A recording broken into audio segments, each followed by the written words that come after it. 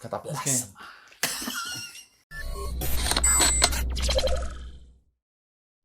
En un bosque de la China, la chinita se perdió.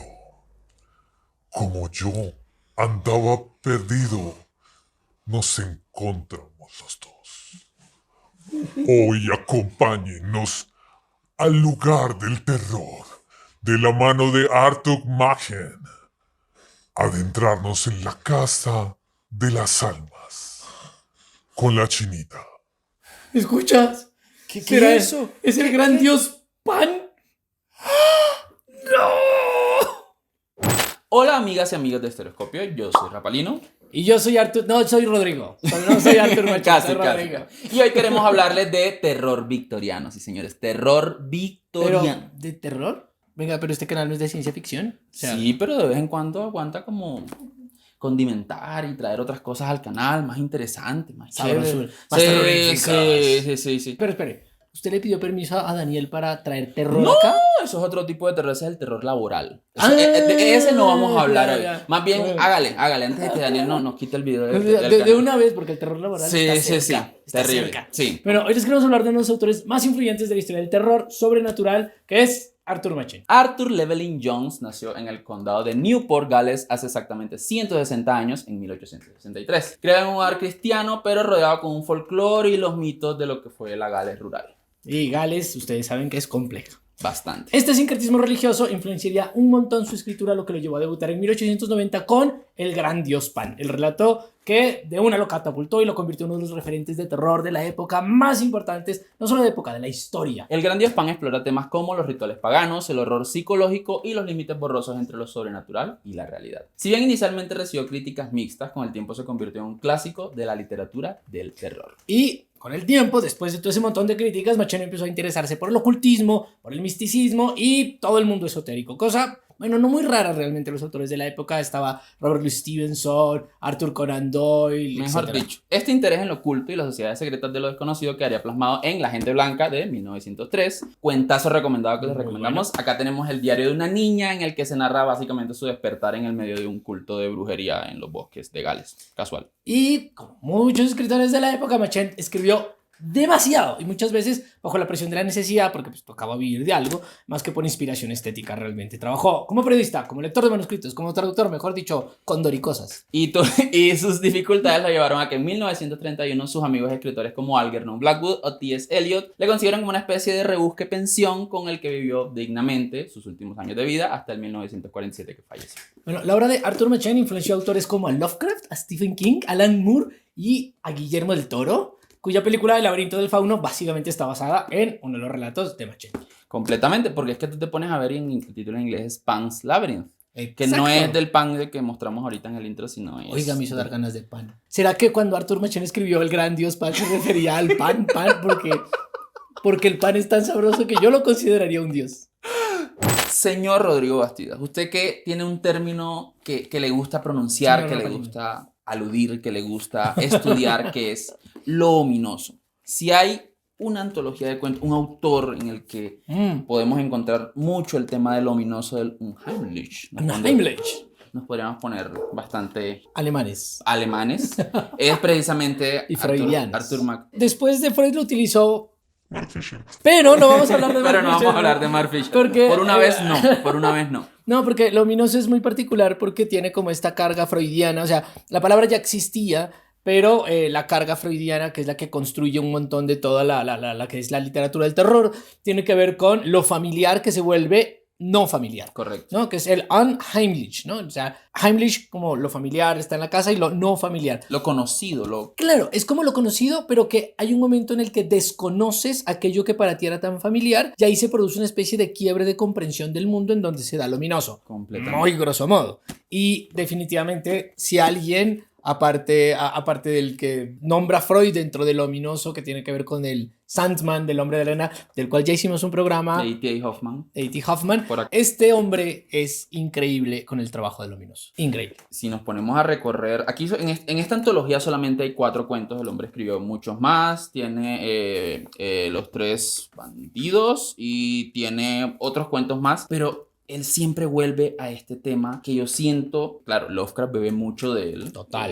Sobre todo estas situaciones de angustia y ante lo desconocido y tal. Y es porque este man precisamente está planteando que hay un mundo antiguo con unas especies de rituales, dinámicas diferentes a las de nosotros y que ese mundo está como constantemente al acecho. Esto es puro folk horror, o sea, como que el man se inventa básicamente el folk horror, de cierta manera. Sí. Pero para hacer eso, y yo quisiera como hablar de un poquito, hay que entender en qué momento se escriben estas obras. En Gales de finales del siglo XIX y principios del siglo XX. Correcto. O sea, entre 1890, 1895, etc. ¿Qué es lo que está ocurriendo en ese momento? Es el momento de la aparición de la modernidad, la industrialización, la transformación de las ciudades y, por lo tanto, la transformación de lo natural. Entonces, cuando los bosques, de cierta manera, que es bien interesante, siempre hay una parte en la que justamente juega con eso, en este libro Arthur Machen, y es, hay luz en el bosque. Es decir, el bosque siempre fue un lugar como que era una especie de pared oscura y misteriosa que tú entrabas y no sabía qué te pasaba,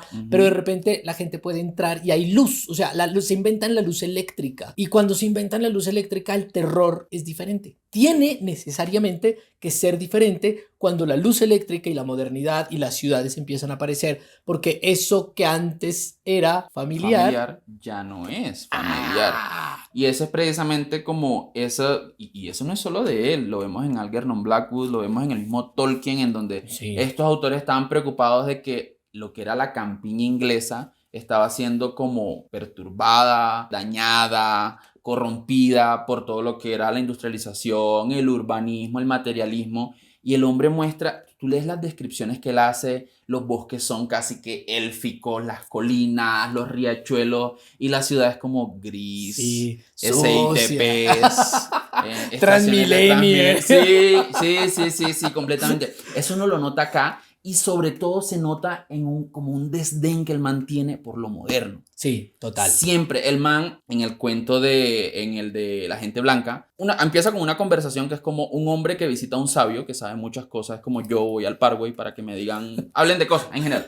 Entonces, y te vendan aguardiente de chontaduro. Para bajar el pan. Bueno, en fin, el tema es que están hablando sobre la moralidad. Exacto. Y de cómo operan el bien y el mal en la sociedad.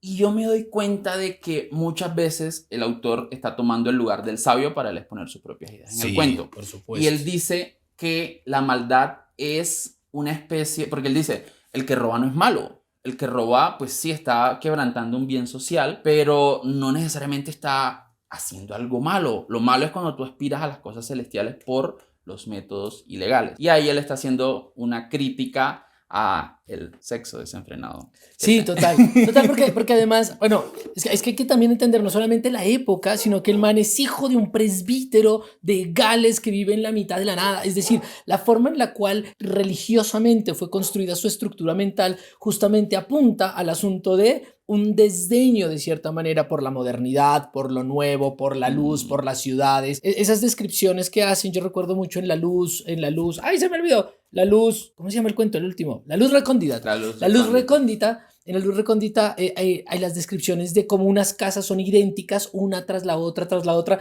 y estos sujetos entran y se pierden. Ballard. Sí, total. Es que es como Ballard en finales del siglo XIX, diciendo, ok, en Ballard está hablando de los conjuntos cerrados, y de cierta manera Arthur Machen está hablando del terror de los conjuntos cerrados, y lo que significa perderse en una calle, por ejemplo, ¿no? Sí. Completamente. Es decir, encontrar en la ciudad, eso es muy New Weird, además, es que aquí está todo, sí, es muy New Weird, sí. Perderse en una calle y cómo la ciudad se vuelve un lugar extraño, ominoso, que al mismo tiempo es familiar, pero no familiar, porque de cierta manera esos dioses antiguos, que posteriormente los va a explotar Lovecraft, de cierta manera surgen como para reclamar lo suyo en medio de unas ciudades que parece que las aplastaron, y entonces uno está caminando por la ciudad recién construida y se siente raro, se siente como si la naturaleza antigua estuviera reclamando. Eso. Y es como el mero chiste de, uy, parece que este país lo hubieran construido en un cementerio, encima de un cementerio indígena. Un poquito así, sí. Porque precisamente uno ve en el primer cuento que se llama Un fragmento de vida, que creo que es el menos especulativo de los cuatro, pero muestra bastante el tema de que la gente no se siente a gusto en este nuevo urbanismo. No. narran, el man no va en un SITP, pero sí va en un carruaje para el trabajo, Sí. en donde Sí, es que el man como que se cuestiona el hecho de, loco, pero esta vida, ¿qué? Esto es como tan Ujú. aburrido, tan sobrio, tan monótono. Y cuando el man empieza, pues es un cuento que es difícil de spoilear, pero es como que el man empieza a descubrir sus orígenes. Ujú. Y se da cuenta de que tiene una tradición de sus ancestros Sí. con cultos prerromanos. Sobre todo, hay mucha presencia de lo que Sí. eran los cultos prerromanos y los dioses y las Que deidades. claro, pues que además los romanos fueron los que llegaron hasta Gales. O sea, finalmente llevaron sus murallas hasta allá y había como ciertas cosas que se estaban tratando de recuperar. Pero lo loco es que no es como una visión necesariamente histórica, sino que eso antiguo reaparece a manera de dobles, por ejemplo, Sí. o de personajes que están pero se comportan de una manera lo suficientemente extraña Completamente. como para parecer justamente ominosas, que tienen que ver con las servidumbres, las personas que están viviendo en las periferias de la ciudad pero que regresan y que las personas tienen que ir a buscarlas a las casas que están lejos. Es decir, Exactamente. siempre hay algo que no funciona del todo en la ciudad y ese algo que no funciona en la ciudad al principio en los cuentos, es una genialidad de Machen, parece como algo que se inserta de Ujú. manera extraña, pero con el tiempo eso extraño se va convirtiendo cada vez en algo más grande y lo raro se convierte en la norma, pero no se convierte en la norma para que sea normal, sino que se convierte en la norma para que todo sea raro. Y para que todo se vaya a la... Sí, para que todo se vaya al carajo. Hay algo que a mí me gustaría mencionar y es, no sé cómo lo veas tú, y es no solo el tabú con el sexo, sino que el man se le sentía cierto distanciamiento, por decirlo menos, hacia las mujeres. Sí. Tú notas en El Gran Dios Pan que la mujer El gran Dios Pan. con chispitas de Que- chocolate. Sí, paréntesis, perdón que te interrumpa, pero paréntesis. Si ustedes quieren acercarse a Arthur Machen y dicen, bueno, no voy a leerme el libro completo, o tengo el libro por cuál cuento inicio, o quiero saber qué demonio está pasando acá, El Gran Dios Pan. El Es Gran decir, Dios El Pan. Gran Dios Pan es el cuentazo de Arthur Machen. Entre otras cosas, el mismo Stephen King dice que el mejor cuento de terror que la leen en lengua inglesa es El Gran Dios Pan. el Gran Dios Pan. Y se le suman Guillermo el Toro y se le suma Alan Moore y Jorge todo. Luis Borges también. Borges O era sea, lo referenciaba mucho a este señor. Volviendo al tema de el Gran Dios Pan. El cuento empieza, no vamos a spoilear en qué termina, pero el cuento empieza en dos doctores haciendo una especie de lobotomía a una mujer que rescatan de la calle. Esta lobotomía ellos buscan que la mujer vea al Gran Dios Pan, que nunca dejan muy claro, exacto, eso, el Gran Dios Mogollita. Nunca dejan muy claro exactamente qué es el Dios Pan. Uno puede tener un atisbo de que es Pan hace referencia a todo, que es como a ese todo desconocido. Ujú. Y que se representa en la naturaleza, pues obviamente por este señor que está acá, que es un fauno. Un fauno. No, perdón, un fauno. El cuento cuenta cosas sin contártelas y es Ujú. después que esta mujer tiene esta especie de evento, de visión, de lo que sea, nunca te lo dejan de por sí expuesto, Claro. pero ellos le hacen algo a ella, no se sabe si es una especie de abuso, relación sexual no consentida, de donde nace una mujer muchos años después y esta mujer es prácticamente la que es culpada en... Ya, demasiado spoiler. Bueno, Demasiado spoiler. Pero ya. el asunto es que si ustedes se pillan, por ejemplo, y si ustedes ven desde una mirada contemporánea, este cuento tiene lobotomía. Entonces uno dice, ciencia. Pero además de eso, tiene el gran dios mitológico. Pero además pasan cosas que no se cuentan y que quedan indeterminadas.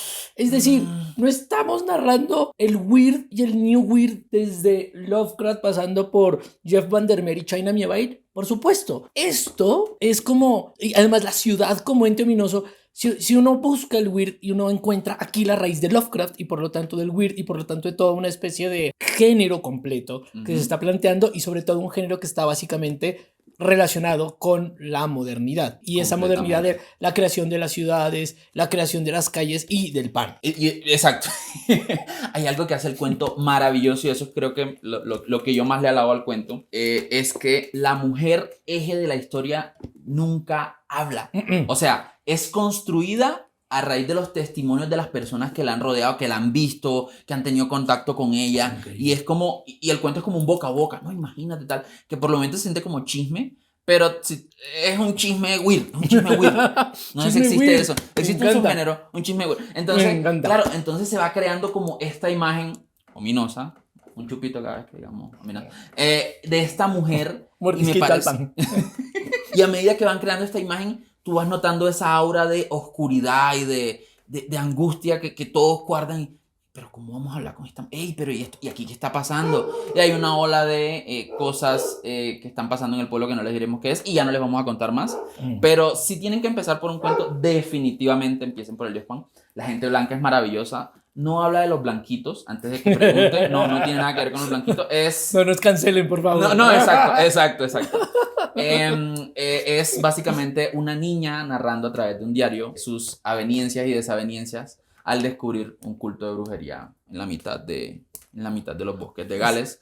Si a ustedes les gusta Ari Aster y todo eso. Eso, en serio, es Midsommar, esto The es Wicker Midsommar. Man, Pero eso. es Midsommar de 1890 que es mejor todavía Sí. porque es como una cosa re loca. Yo amé La Luz Recóndita. Ese es el del Es más doctor raro. que está... No voy a decir... No, Es más- no. Pero, o sea, todo el libro, o sea, esta colección es de Perla Ediciones, Ujú. que es de Gwendolyn Perla. Hola, Gwendolyn, te amamos.